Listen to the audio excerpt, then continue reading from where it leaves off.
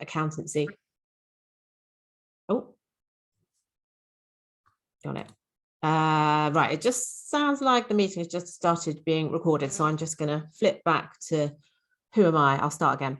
And I'll do it quickly. Who am I? Mum of 3 boys living in Hertfordshire. I'm also a maths graduate where I studied mathematics with statistics and management at Brunel University. Then I went on to work in the corporate world when I was 22.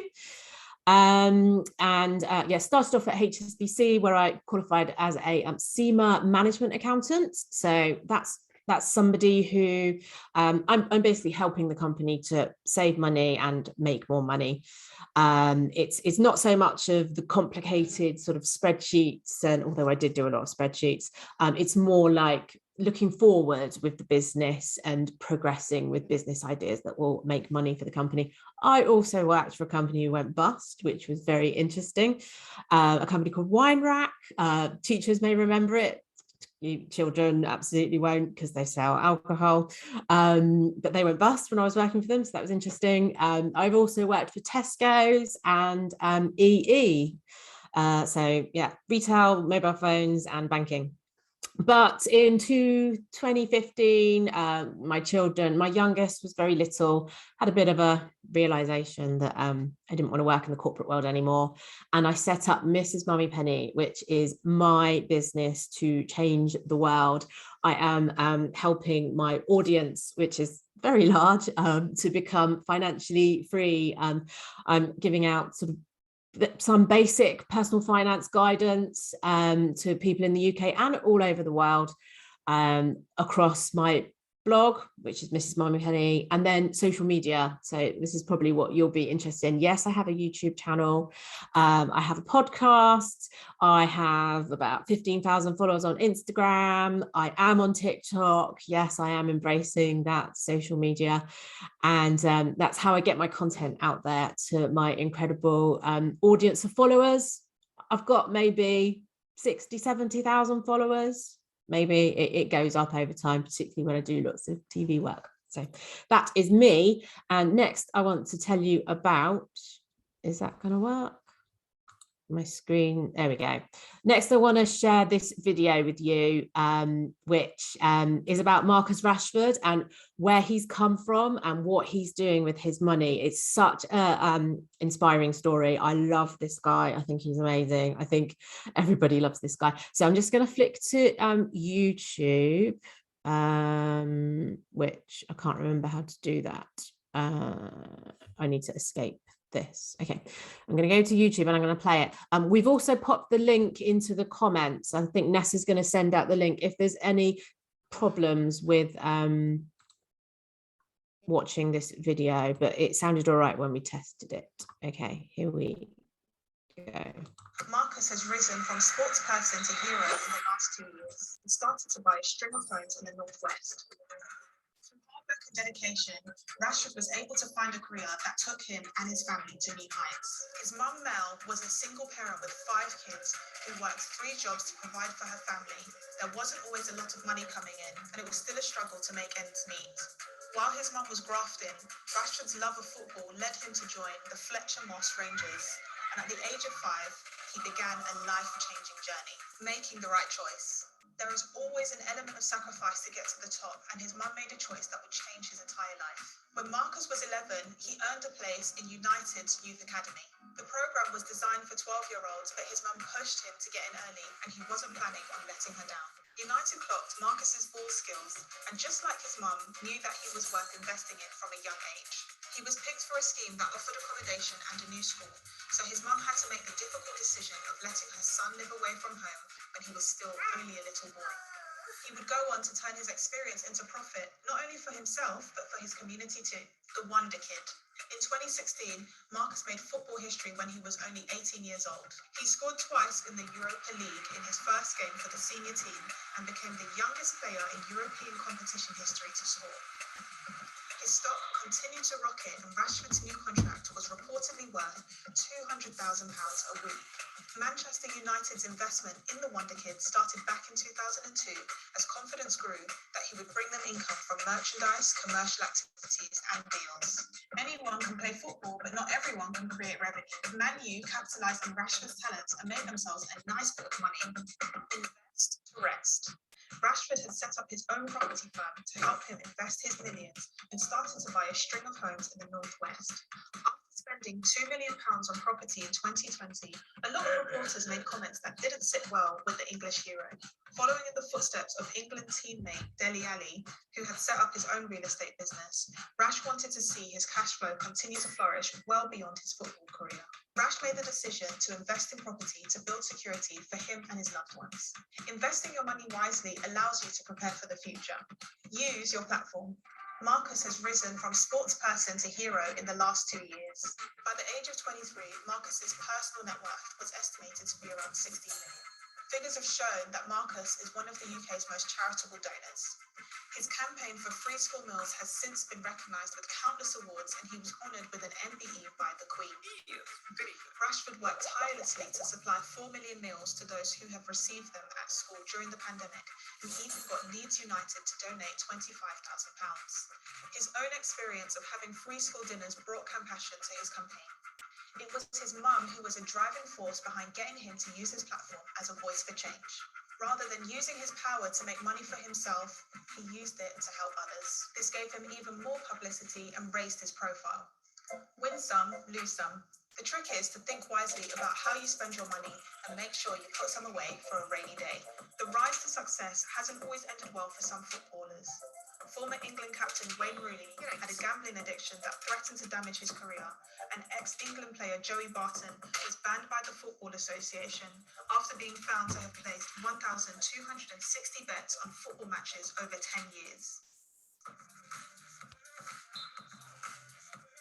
Create your goals, both financial and non-financial, and make a plan to get there. You need to make wise choices to benefit your finances. Capitalize on your talents to make money. Marcus's was football. Whilst every passion doesn't need to be turned into a profit-making business, if there's something you're good at, don't be afraid to invest in it. Rashford had set up his own property firm to invest his millions. Investing your money wisely allows you to prepare for the future. Marcus used his platform to do incredible charity work, which as a result raised his profile and made more money. A bigger following can come with a bigger bag, so don't be afraid to use your platform. It's been known for a lot of footballers to get into money trouble. Getting to new levels in your career can be exciting, especially when you have a sudden rise in income. If we act wise with our money, we can all get to win in the long term. Coming into money can be a risky business, but the struggle might not be as apparent as the success. Sometimes it's not just about rising to the top and securing the bag, it's about what you do with it that creates a lasting legacy.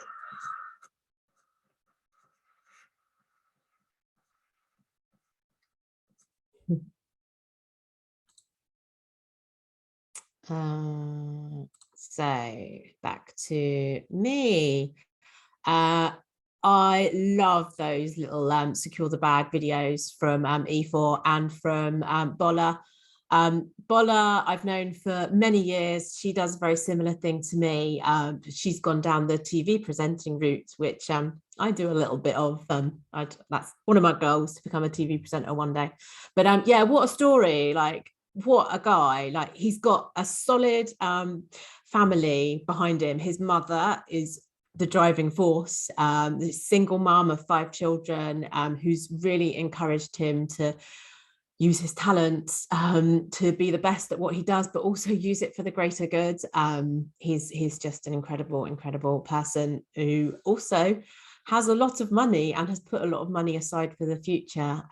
Yeah, really inspirational. Right, next slide.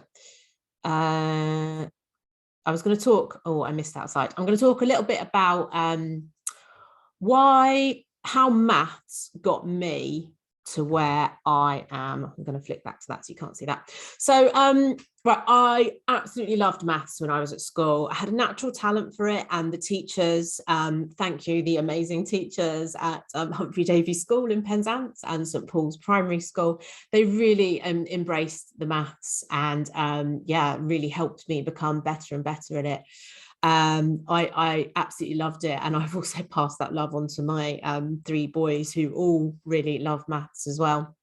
So I wanted to sort of go as far as I could with it, because, you know, I loved it. And I think the great thing about maths is that there's always like a right answer, and it's possible to get 100%, right? I mean, I don't think I ever did, if I'm really honest, but yeah, it's different to the more sort of essay writing subjects, where there's a debate, there's a right and a wrong. There can be a right or a wrong answer, it doesn't matter.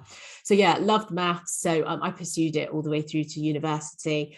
Yeah, and I did maths with statistics and management. I didn't want to do pure maths, because if I'm really honest, pure maths is, well, I found it quite hard. I needed to get an A-level maths to go to my university of choice, and I was sort of struggling with the pure maths side. Even with extra tutoring, I couldn't quite get to the A. I ended up with a B, so didn't go to my first choice university, which was Warwick. I ended up going to Brunel, which was my second choice, which was fine, which was totally fine in the end. Like, the importance of having a backup plan, right? And thank you to my dad for paying for that extra tutoring that didn't actually work, but there we go. So yeah, ended up at Brunel, loved it there. Brunel's in West London. It was really nice to do statistics and management, which were those sort of extra sort of links to maths, but more to prepare me, I think, for the working world. Learning about statistics was really important.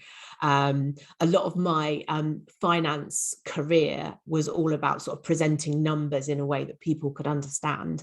So the statistics element of my degree really lent to that. And also the management side. Like, I've studied emotional intelligence, I've studied law, I've studied how to manage a business, HR, management theories. I've studied all these areas, which are all, they just work really well with maths. So yeah, maths was a perfect stepping stone into the corporate world of working in commercial finance, which is an area of the business where you help the company make more money from commercial activities, from selling things to people.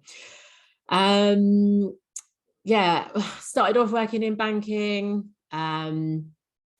Why did I go work in banking? I wanted to earn the most money I possibly could, if I'm really honest with you. And they were also going to train me up to become a qualified accountant. So that's why I chose HSBC. Wanted to work for Tesco's because I love the world of retail and I really understand it. You know, it's selling bread and milk. It's selling petrol. It's the kind of things that I felt I could relate to. And likewise with mobile phones and EE, that's where I ended up there. But I did get quite disillusioned by it all. I never really liked working for a boss. I don't like being told what to do. So I started off my own business in 2015, so 6 years ago, although it was a side hustle for the last 2 years of my EE career. Side hustle, great little thing to learn as a young person. Not that it earned me any money when it was a side hustle, but I was writing content. I was putting things out on Facebook and Twitter. Snapchat and TikTok didn't exist. It probably did exist back then, but it was quite new. Yeah, so that's how I started. And then I took redundancy from the corporate world and I went for it with my business. So I write about money. I talk about money, which is all to do with maths. It's all just so linked. So it's the going back to that very core of that, those teachers igniting this passion in me in maths back when I was age 8, 9, 10, 11, that has brought me through to this incredible point where I have a very successful business that I own, sharing with Britain and the world how to make better sort of use of their money and how to be financially free in the future. So I absolutely love my job and where I've got to in my life. So I want to talk to you about the 3 big financially savvy tips for life. Although I've put 4 there, but it's the first 3 that are the things that are real sort of core to being financially savvy. So number 1, spend less than you earn. Sounds simple, but it's something that a lot of people struggle with. So your financial mindset, what's going on in your head about money, how you spend money, what it means to you, how it makes you feel, is established when you're actually quite young. So your money beliefs are formed at the age of 7. So your money beliefs are already formed by now. It doesn't mean that you can't change them, but it means that you have a view of money in your heads now. So this point of spend less than you earn is a really important one to grasp hold of. So when I say earn, that's pocket money or any bits of money that you might get in your life. You are not earning at the moment as at the age you are, but you probably will do soon. And maybe you get a little bit of money for birthday and Christmas. Maybe you do earn a little bit of money from what you do. My children actually help me a little bit with my Instagram. So if they ever appear, like if their hands appear in an Instagram video picture, which they did last week, they get a little bit of the fee unpaid. So my children do actually earn money. So yeah, spend less than you earn. It's simple. If you earn £100 in a week, then spend less than £100 in that week. Leading on from that is pay yourself first. And I love this one. So that £100 that you've earned in the week, take a chunk of that, maybe 10% or 20%, so 10 or 20 pounds, and put that into a savings account and pay yourself first before you then go spend money on the things that you want to buy or bills that will come along when you're grown up. And that leads us very naturally onto needs versus wants. And I want to demonstrate this with an example of my son, actually, who's it was his 14th birthday yesterday. So for his birthday, he said one thing that he needed and one thing that he wanted.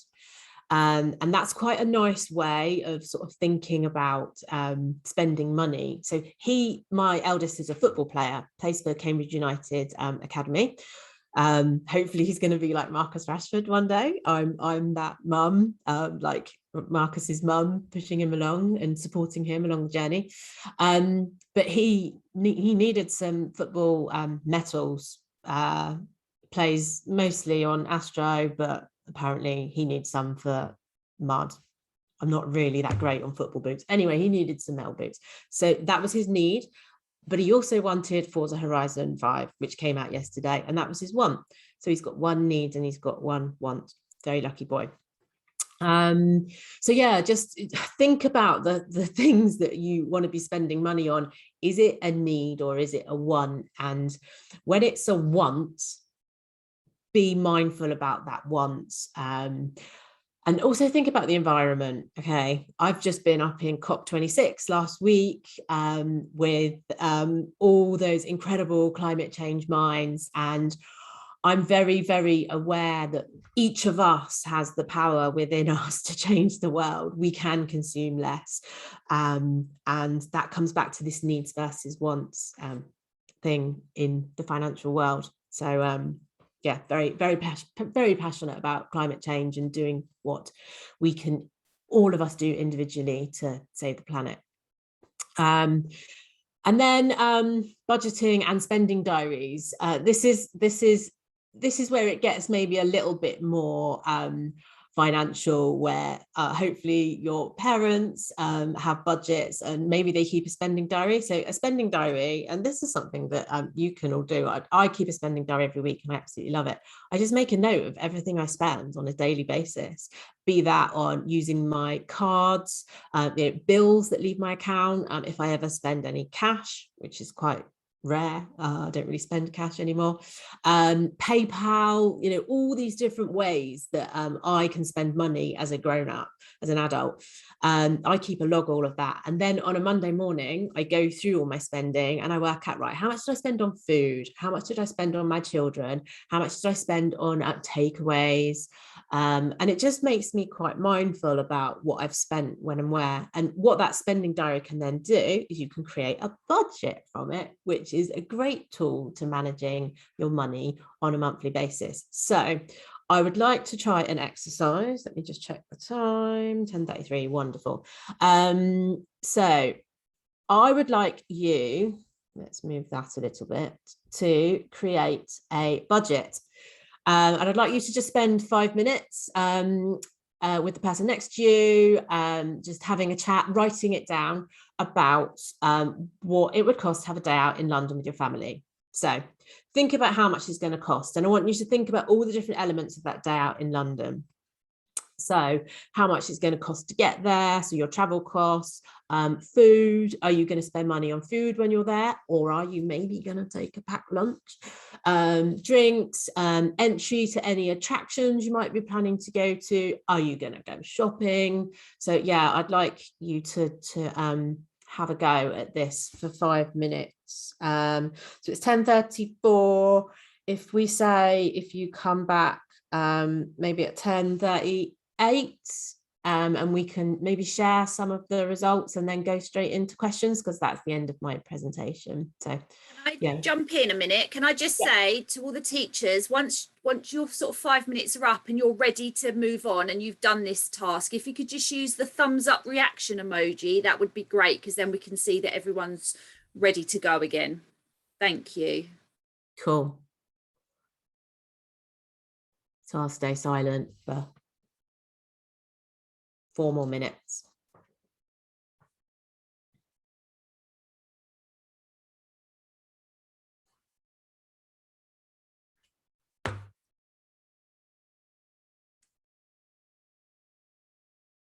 Should play some music, really.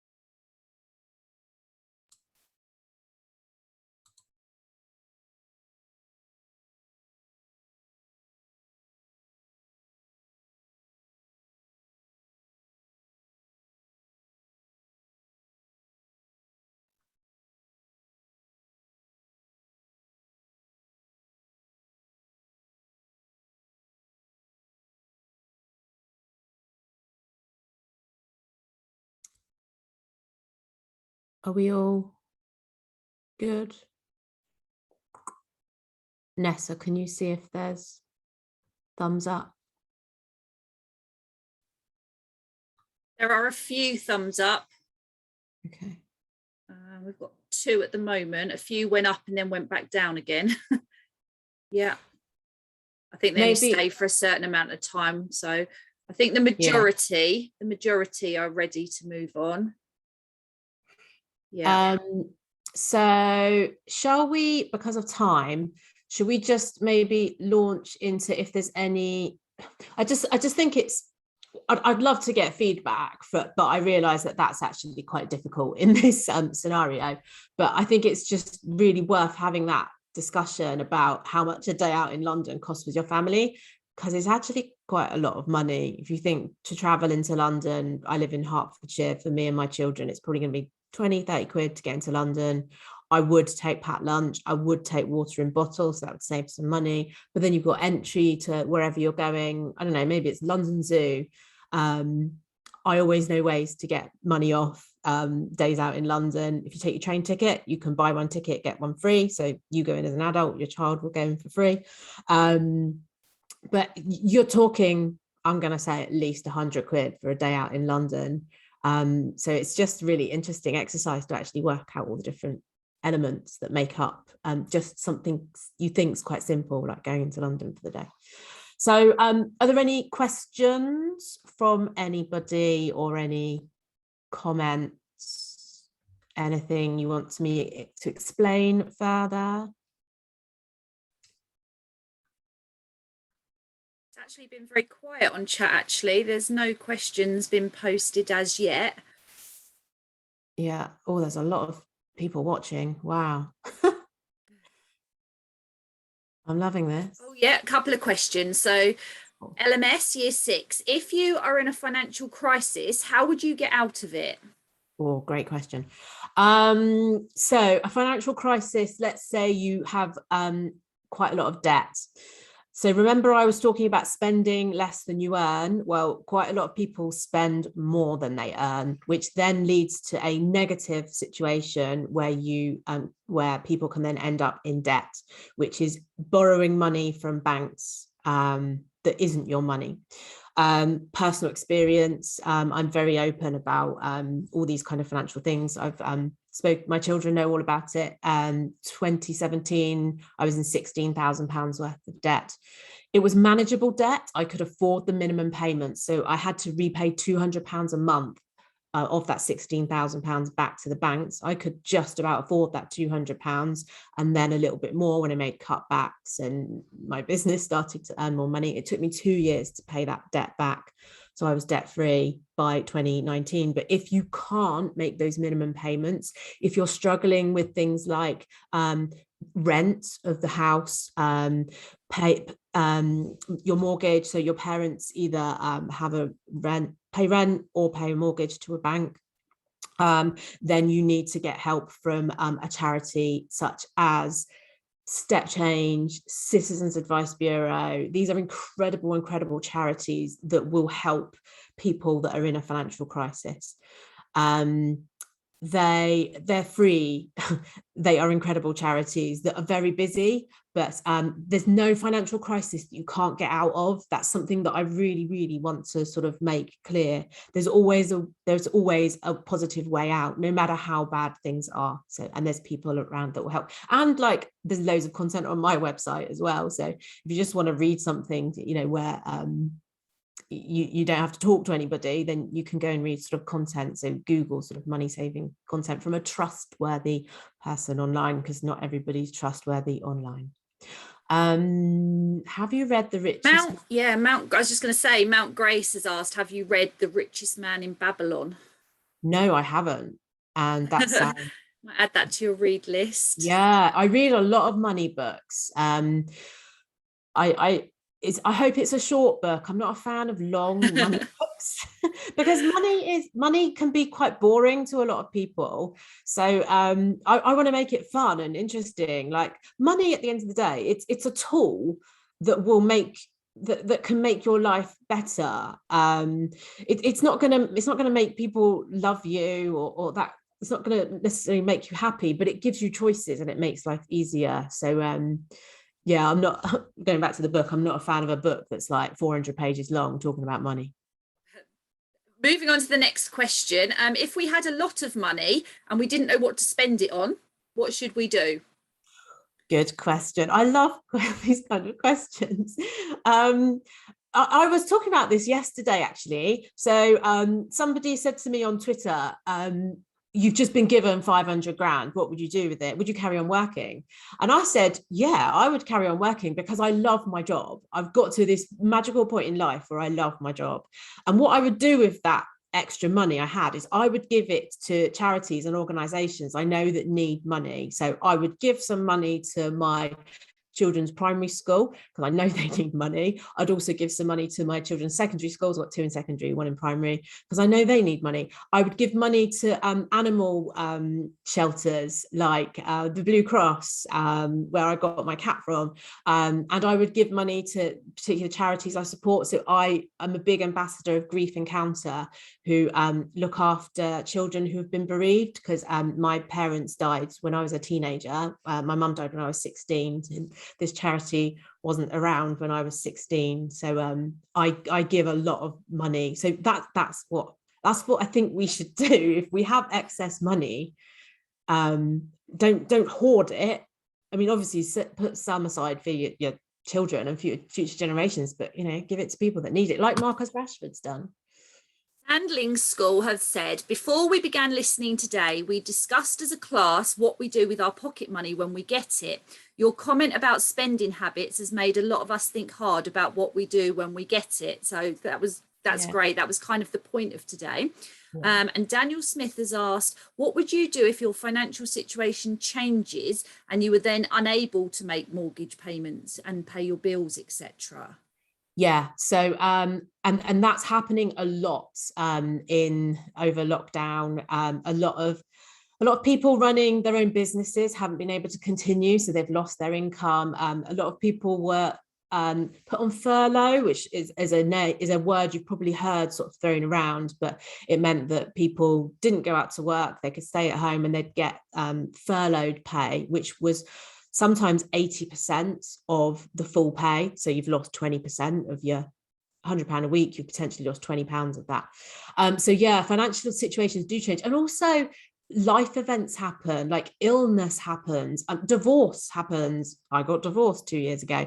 I have to run my house on one income and look after 3 children on one income. So if it becomes too much, go to those debt charities I've already mentioned, Step Change, Christians Against Poverty, Citizens Advice Bureau. They will absolutely help. People like Martin Lewis, money saving expert, brilliant advice. Like, turn to trusted people who can give you like simple, good advice. Yeah. So I think to wrap up today's session, Mount Grace have said that the book that they were referring to, the Rich Man book, it's a financial advice book, Deliverers Parables. It's maximum 100 pages, and there's a lot of overlap with what you said about paying yourself first, etc. I've written it down. So I'd like to thank everybody for coming today, and thank you ever so much to Lynn. So I hope everybody's learnt a little bit, and when you get home, you'll kind of start appreciating that your mum and dad, what they have to pay out, and their balance books, if they have a budget diary, and think about what you're spending things on. Do you want it or do you need it? Thank you very much, everybody. Thank you very much. Bye-bye.